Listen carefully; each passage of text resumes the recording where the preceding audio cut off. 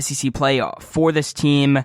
And Destiny Slocum was the transfer from Oregon State, ranked number 2 in transfers across the nation. Been showing that impact on the team with 16 points per game and 4 rebounds. Very talented starting 5 for this Razorback team. 4 players that are averaging 13 or more points per game, and then the leading rebounder on the team with 7.3 rebounds per game. This starting 5 could go against anyone in the SEC, and they would play a competitive game, and in my opinion, likely would win. I think we're going to see that against Kentucky on December 31st. That's a really key game. They are ranked number 9 in the nation right now. That's at Kentucky. But before there, they have games against some in-state opponents at UALR on December 19th. And then they scheduled a last-minute game with UAPB on December 21st, and that is at Fayetteville for that one. And they are beating teams off of field goal percentage, able to stop them on defense and shoot really well against them as well. Very talented team, and I could see them going far in the Women's March Madness tournament, and they're actually looking to hold it at San Antonio. So, men's are looking at Indianapolis, I forgot to say that earlier, but they're looking at San Antonio to host all of them at the same spot. Not sure if it's going to be a bubble or such, but obviously would reduce travel and, reduce COVID and all of that.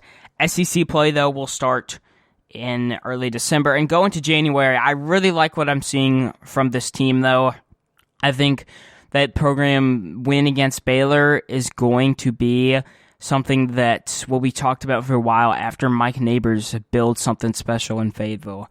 I'm really confident in his ability to go out there and recruit some of the best women's basketball players across the nation, bring in transfers like Destiny Slocum, transfer from Oregon State, 16 points per game, already making an impact on the team. Chelsea Dungy came back for another year, 19 points per game. That's almost 20. You'll hardly see that in any basketball.